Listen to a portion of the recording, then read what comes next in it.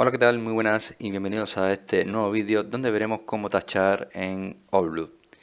Outlook facilita el dibujo de una línea a través de texto en tu correo electrónico. En la aplicación de escritorio puedes usar el tachado simple y el tachado doble.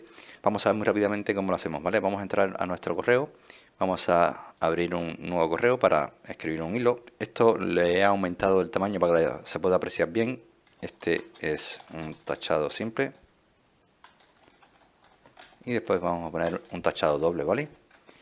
Y este es un tachado doble. Entonces, para hacer un tachado simple, solamente tienes que seleccionar el texto al que le quieres hacer el tachado, te vas a formato de texto y verás que en las fuentes tenemos aquí esta opción para tachar de manera simple, ¿vale? Si quieres hacer un tachado doble, solamente tienes que coger otra vez de nuevo el texto que quieres hacer el tachado doble, vas a hacer un clic derecho y vas a irte a fuente. Una vez que estás aquí en fuente, verás que cuando se abre esta ventana tienes aquí un apartado llamado efectos y aquí abajo tienes una opción para marcar que se llama doble tachado. Hacemos un clic aquí y una vez que demos en aceptar verás cómo aparece el doble tachado. Así de sencillo es tachar en Outlook. Espero que este vídeo te haya gustado, te haya ayudado. Si es así, como siempre te digo, te invito a que me dejes tu like, suscríbete a este canal y por supuesto nos vemos en un siguiente vídeo.